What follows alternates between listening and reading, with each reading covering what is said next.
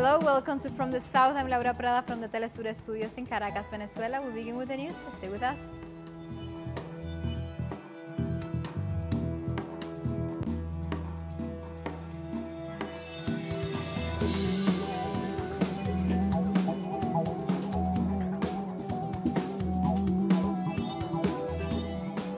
We begin in Gaza, where new reports as Israeli forces have once again launched airstrikes. This comes after Israel claims rockets were fired from Gaza into its territory. At the same time, Israel has sent additional forces to Gaza's border, saying it has reserved the right to carry out more attacks on the Strip. All this follows a ceasefire brokered by Egypt, following cross-border fighting that began Monday.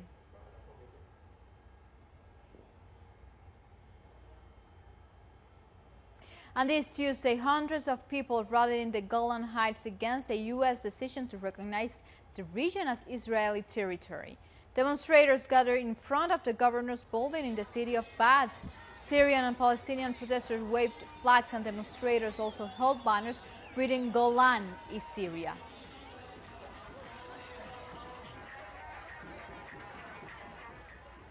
And the European members of the United Nations Security Council have said they don't recognize Israel's sovereignty over this territory. They described this annexation as illegal and warned about the consequences this could bring to the region after the U.S. recognition. Our position on the status of the Golan Heights is well known, and we would like to make it clear that this position has not changed. In line with international law and relevant Security Council resolutions, notably Resolution 242 and 497, we do not recognize Israel's sovereignty over the territories occupied by Israel since June 1967, including the Golan Heights, and we do not consider them to be part of the territory of the State of Israel. Annexation of territory by force is prohibited under international law. Any declaration of a unilateral border change goes against the foundation of the rules-based international order and the UN Charter. We raise our strong concerns about the broader consequences of recognizing illegal annexation, and also about the broader regional consequences. And now we move on to Venezuela. Electricity has almost completely been returned to the capital city, Caracas, after a new outage was reported on this last Monday. People are returning to their regular activities and the situation has remained calm. Airports are functioning normally and emergency plans have been activated. Communication Minister Jorge Rodriguez said this latest outage is the result of yet another sabotage, this time also with fire, against the country's main hydroelectrical plant.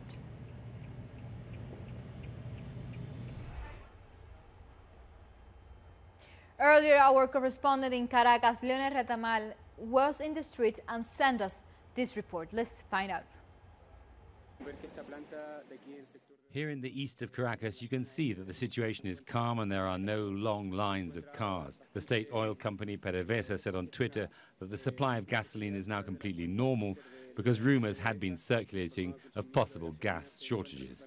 The other important news is the images that the Minister of Communication posted showing the damage suffered by the Guri generating plant as a result of the fire caused on Monday, which was what led, of course, to this massive electricity outage in Caracas and other parts of the country. From around midday, the electricity began to come back on, and now many parts of the city have power, so the efforts are now concentrating on stabilizing that supply so that the metro train system can begin running again. Thank you, Leonel.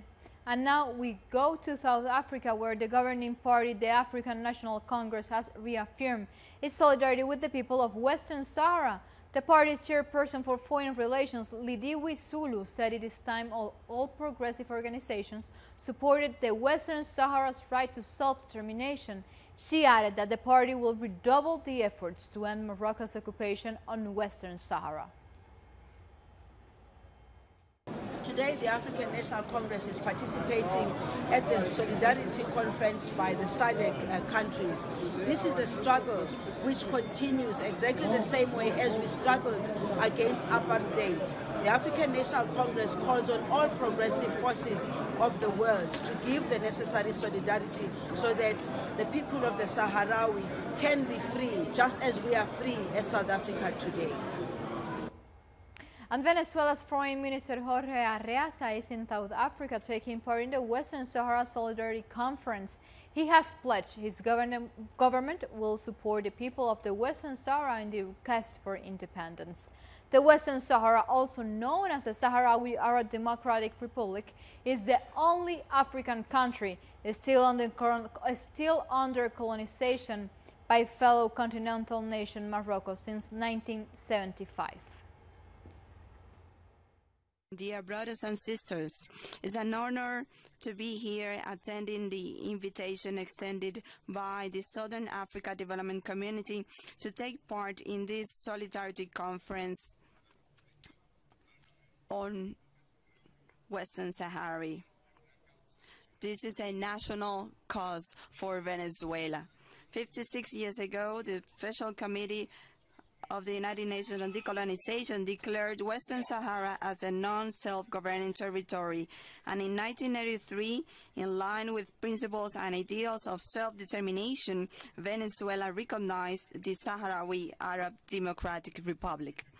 Since then, and up to date, Venezuela has worked together with the international community in order to contribute to reach a just, lasting, acceptable political solution for the parties, which provides for the self-determination of the people from Western Sahara, in accordance with the purposes and principles enshrined in the UN Charter and within the framework of the mandates of such organization. And like this, we go to a first break stream from the South. Make sure you follow us on Twitter at Telestory English and on my account at Laura P. Telestory. Stay with us.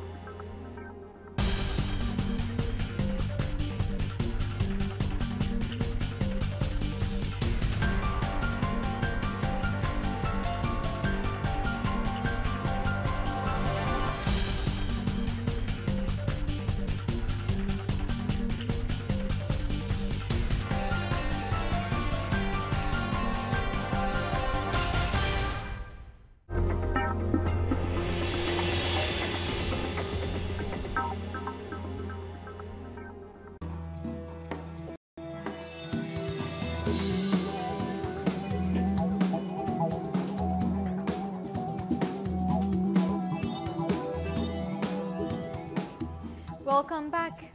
More CARICOM heads of government are criticizing the decision of 5 Caribbean leaders to hold talks with the U.S. President Donald Trump.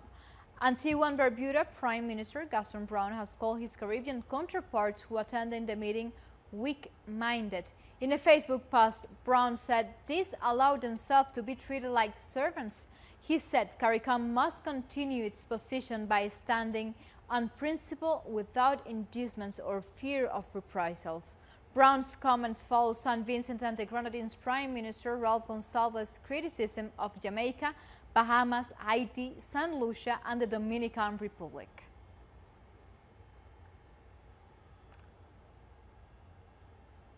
Authorities in Jamaica has clamped down on illicit fuel operations in communities near Petrojam. Petrojam is an oil refinery jointly owned by Petróleos of Venezuela, PDVSA, and Jamaica's Petroleum Corporation. While the authorities did not find illegal connections to Petrojam's 23rd underwater pipelines, they discovered other illegal fuel operations on land. Also, Mr. Speaker, with the police conducted various operations in and around the communities around Petrojam, and they have discovered and dismantled various illegal fuel operations. So, Mr. Speaker, we have taken these actions. And regarding the future of Petrojam Holness, Andrew Holness, the Prime Minister of Jamaica, said the new board has taken all steps to ensure that good governance practices are in place at the refinery. They have ensured a close monitoring of oil losses. International benchmarks for oil loss goes up to 0.9%. Petrojam's own internal target is 0.4. On average, since April 2018, Petrojam has been operating at 0.2% average oil loss, which is well within Petrojam's. On March 24th marked the International Day for the Right to the Truth concerning huge human rights violations in Brazil. Lawmakers and social activists held an event to remember all those who have lost their lives defending human rights. Lawmakers and Brazilian citizens paid tribute to the victims of the country's military dictatorship, while also rejecting the widespread and systemic violations of human rights in the country. During a ceremony at the lower house for the International Day for the Right to the Truth, concerning gross human rights violation and for the dignity of victims, attendees paid tribute to the late Councilwoman Marielle Franco. It's very important to keep Marielle present, particularly in places such as this. She represents many fights. She represents the defense of human rights. Through her, we also remember our Brazilian human rights activists who have also lost their lives.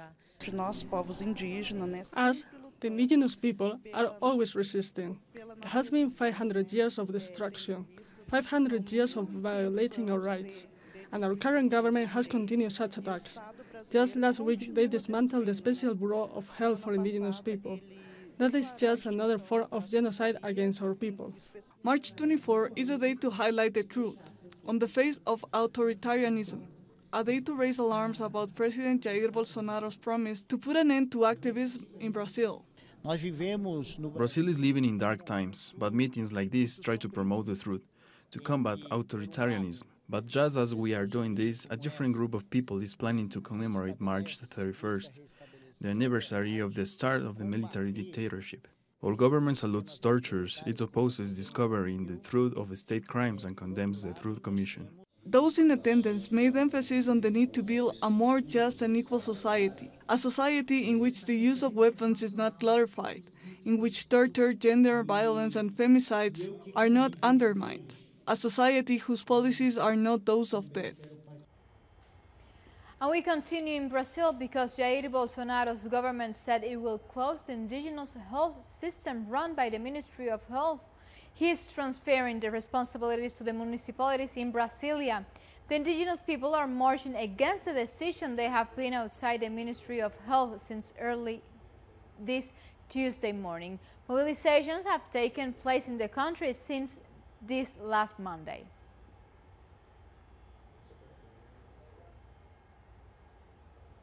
And controversy is spreading as Brazilian President Jair Bolsonaro is reinstating the commemoration of the 1964 coup d'etat. Our correspondent, Ryan Mir, explains us why.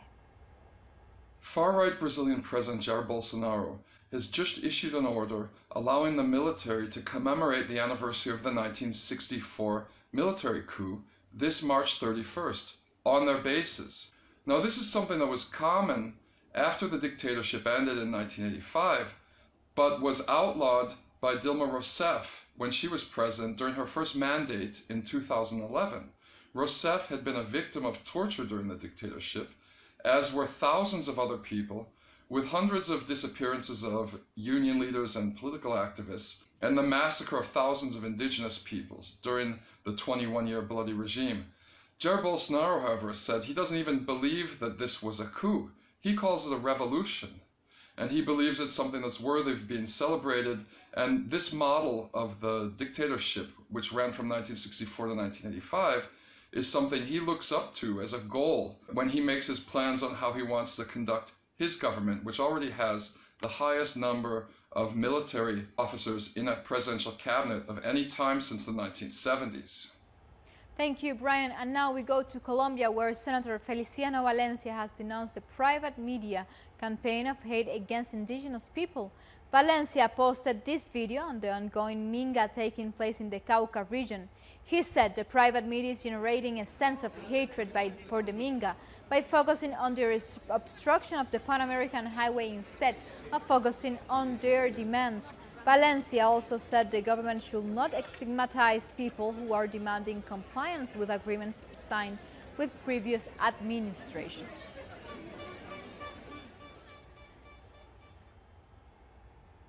And according to Valencia, since President Iván Duque took office, there have been 57 deaths of indigenous people in the department of Chocó.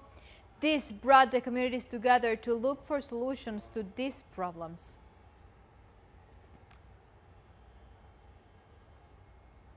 And now we go to Ecuador, where the relatives of the 3 journalists kidnapped and killed at the border with Colombia are demanding answers 1 year after the crime. The journalists were kidnapped on March 26 last year while working for a local newspaper. Days later, the government confirmed their death at the hands of the armed group. Oliver Sinisterra, their relatives continue the demand and demand answers from the government and a proper investigation.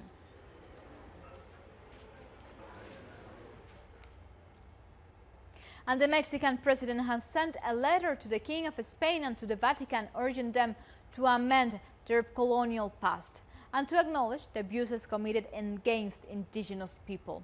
Andrés Manuel López Obrador said this is the first step in what he hopes is the path for reconciliation before 2021, which will mark the 500th anniversary of the taking of Tenochtitlan in what is now Mexico. We decided to make the announcement that we sent letters to the King of Spain and to Pope Francis to invite them to take account of what happened here in Mexico from the start of the occupation, of the military invasion, to take account of 3 centuries of colonization and of the 200 years since Mexico gained independence. Our people lived under authoritarianism. Acts of subjugation were committed. Thousands were killed during this period. A culture, an entire civilization was imposed on top of another, to the point that Catholic temples and churches were built on top of the old pre-Hispanic temples. We are asking that the King of Spain and Pope Francis acknowledge these abuses, that in 2021, when we will commemorate 500 years of the taking of Tenochtitlan and 200 years of our independence, we are able to reach a general understanding of our past, starting from forgiveness and aiming for historic reconciliation.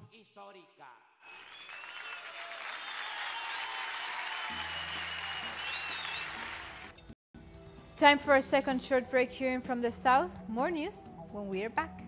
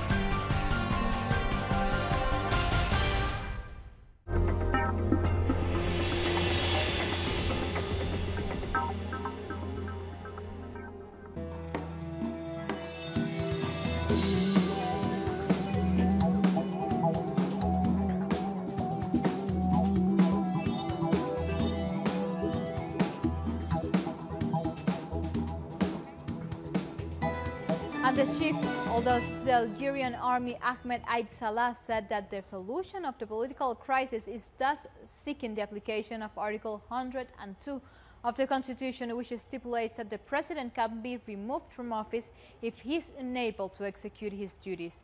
The solution that must be adopted to end the crisis and answers the legitimate demands of the Algerian people is the solution that guarantees the sovereignty of the Constitution and the continuity of the state, said Salat stressed.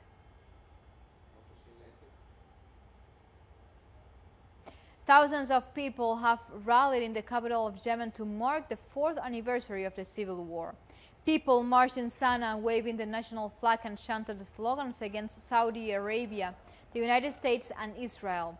Protesters also painted their faces with flag colors and danced holding their assault rifles and traditional daggers. The war displaced over 2 million people and drove the country to the verge of famine. Tens of thousands have died since the March 2015 conflict between the Houthis and the Saudi coalition. This is a message to the world that at the start of the 5th year, Yemenis will be stronger. At the start of the 5th year, there will be many messages sent by the Yemeni people, and that includes a message that the Yemeni resistance will be even greater in the 5th year. The 5th year will be the year of military, security, and economic achievements. The United Nations has sent a team to Mali in response to the brutal massacre that occurred over the weekend. 10 human rights officers, a child protection officer, and 2 crime scene investigators went to the Mopti region to investigate Saturday's attack. The UN Rights Office said the massacre of more than 150 people this weekend marks a significant surge in killings. These attacks have led to about 600 deaths of women, children, and men, as well as thousands of displaced people since March 2018. The attack in Ogosagu in the Mopti region in central Mali is the latest in a series of assaults and a cycle of violence that has resulted in some 600 deaths of women, children, and men, as well as thousands of displaced people since March 2018. So 600 people have been killed in a year, over the past 12 months in the Mopti region alone. Rwanda and the Democratic Republic of Congo has pledged to end the conflict between the two countries and work together for peace. Congolese President Felix Tshisekedi and his Rwandan counterpart Paul Kagame made the announcement at the ongoing Africa CEO Forum in Kigali. The two neighbors have had a fractious relationship since the 1994 Rwandan genocide. Last year, heavy fighting broke out between the Rwandan and Congolese military in troubled Eastern Democratic Republic of Congo after an incursion by Rwandan troops. We will not move towards an escalation of violence between our two countries. In any case, the Democratic Republic of Congo is there. It offers its assistance in the event of certain difficulties that we could eventually overcome, because our vision is to build bridges between us and not walls. If we can't work together as brothers, sisters, as friends, we can decide to give each other peace and forget about what we have to do together, but above all, avoid quarrels that may just be destructive. And the Thai Prime Minister has said he is not involved in the process of forming new government. This comes after the pro-junta Palang Pracharat party nominated Chan Ochoa to be next Prime Minister, but it is still unclear how many seats the parties will have in the House of Representatives. The country has to move forward. I would not have allowed this election to happen if I had wanted to extend my power. Do you understand what I mean? All mechanisms should be aligned to the Constitution, which was voted by the people in the referendum. We must respect the people's voice. For a period long over 400 years, more than 15 million men, women, and children were the victims of tragic transatlantic slave trade, one of the darkest chapters in human history. On March 25th, we honor and remember those who suffered and died at the hands of the brutal slavery system. As we observe International Day of Remembrance of the Victims of Slavery and the Transatlantic Slave Trade, The day not only aims to raise awareness about the dangers of racism and prejudice, it's also a disturbing reminder that slavery still exists today. Globally, there are estimated 46 million enslaved people, a greater number than at any other time in history. According to the Global Slavery Index, the refugee crisis is also fueling the market for child slavery. With this call to raise awareness on human slavery, we come to the end of this news brief, but you can find this and many other stories on our website, telsurenglish.net, where you can find more information, opinion articles, Telesur special interviews, and many more information.